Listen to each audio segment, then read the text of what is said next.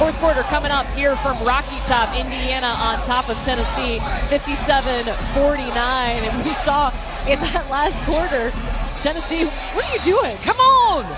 This is fourth quarter time. Let's go! Let's go! Courtney Lyle and Carolyn Peck with you. Tennessee, no Jordan Horston tonight. Still dealing with an injury, but we did see her in limited action.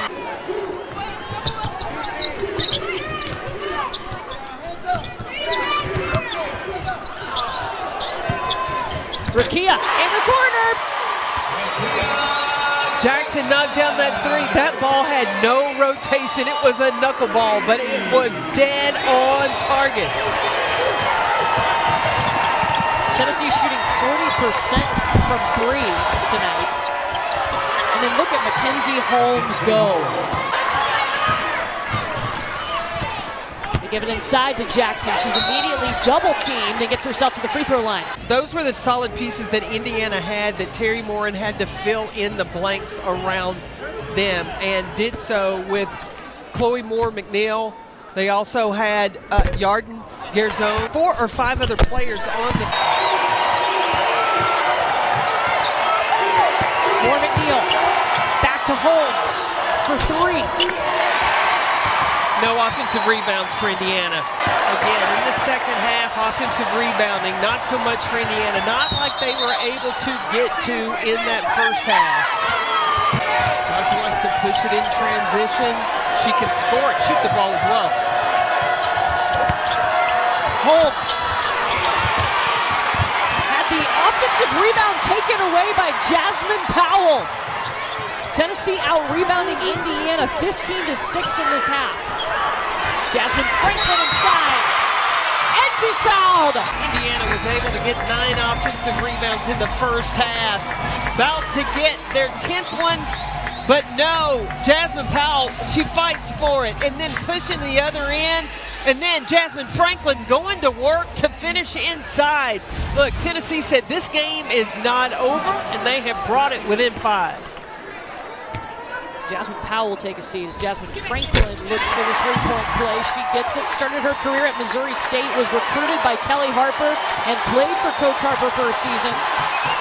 Now she's back with Kelly at Tennessee.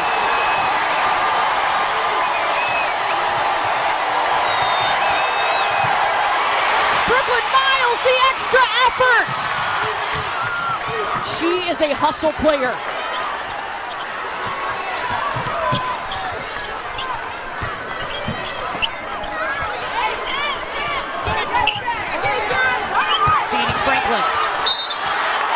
Franklin and Parrish were getting mixed up down low inside. It's on Sydney Parrish, her 4th. You leave her in? Yeah, I believe you can leave her in. You still have Yarden Garzone that's on the bench. She has 4 as well. I think you've got it with 6 minutes left.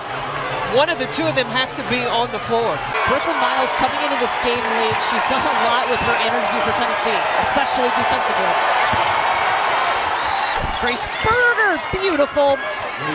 There's a couple of WNBA scouts here, and I'm sure that Grace Berger has gotten their attention.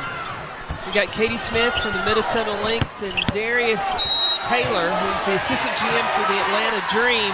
Both teams looking for potential point guards. I think Grace Berger could be a fit. Yeah, there you see him sitting courtside here at Thompson Bowling. What stands out to you so far about Grace Berger, especially translating to the next level? Well, when Indiana needs a bucket, she can go get it. She is a 6'2" guard that has demonstrated she's got terrific handling. She's a really good ball handler.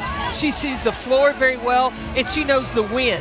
When it's her time and when it's time to give it to somebody else. That's why she's got 11 points, shooting 50% from the field, 8 rebounds and 5 assists.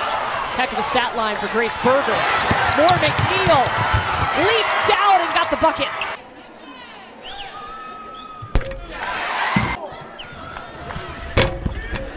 12 points now for Tamari Key. It's one and done, then they need to try to come score quickly, push in transition if they can. Tamari Key got a hand on it.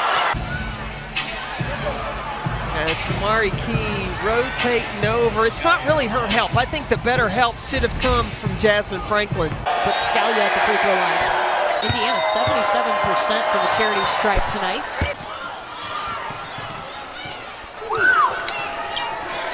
Pass over to Parrish.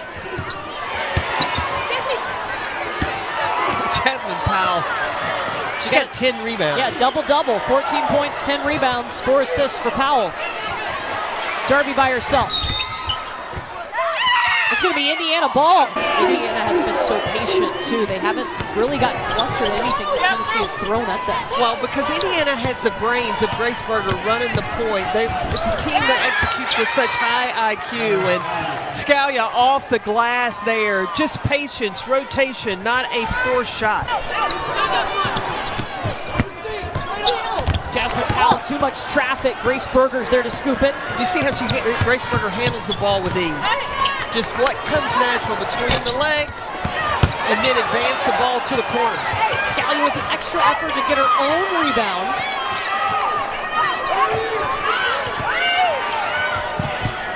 They're looking to feed Mackenzie Holmes. The cuts are where they need to be in order to make the defense always focused and conscious. And right now, Tennessee in a zone. 3 minutes left.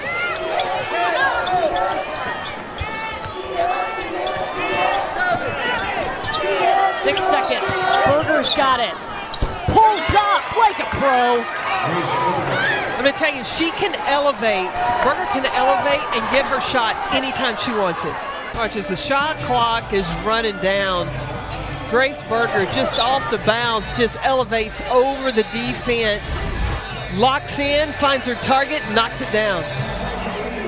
Now, I ran into Grace Berger's parents in the elevator at the hotel, and right before I got off on my floor, there was another gentleman on the elevator as well, and he said, I am Grace Berger's godfather, and I take credit for her shot. Now, her dad is responsible for the turnovers, but it's her godfather that said he is responsible for how well Grace Berger shoots the ball. And the doors closed before I could get his name, but I do know he was the godfather. Well, she's got a pretty shot. And a new role this year for Indiana, playing that point guard position, but still being able to put points on the board, too. She said she likes playing the point guard spot.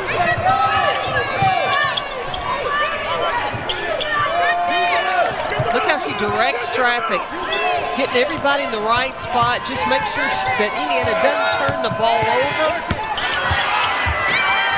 And then you go inside to Mackenzie Holmes. Holmes with 14. 5 players in double figures for Indiana.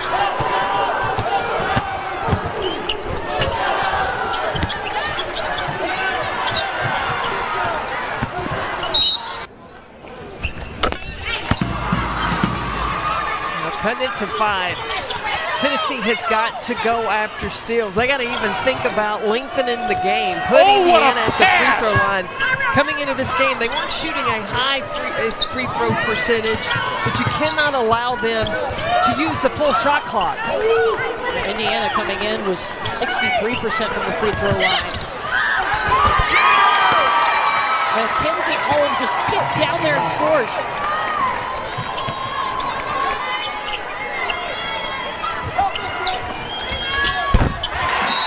Kia Jackson for 3. And Kelly Harper's got 2 timeouts. Choosing not to use them yet to advance. They got to come down, use a drag screen, ball movement. They got to get a quick opportunity to score.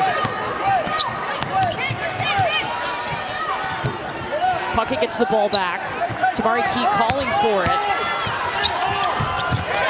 And breaks down Holmes. Then you got to foul. You got to foul. It's just taken too much time. And Indiana has done a terrific job outscoring Tennessee in the paint. They are +10 in that category. Tennessee was able to close the gap rebounding-wise. Indiana's only +1, but for the majority of the game, especially in that first half, Indiana owned the glass.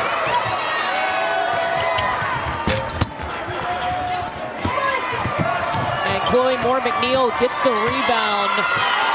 The Hoosiers going on the road and picking up a top 25 win, taking down Tennessee for the first time ever.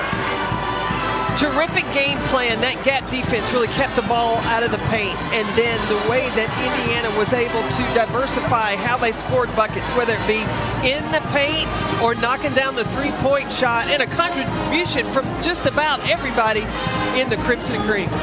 Indiana with 5 players in double figures tonight, led by Scalia and Holmes. They both had 16 points apiece, a couple of double-doubles on the evening too. Grace Berger with a double-double, Mackenzie Holmes with that double-double. Indiana comes in, they shoot 44% from the field, and they get the victory over Tennessee tonight. Indiana beating the Lady Vols 79-67.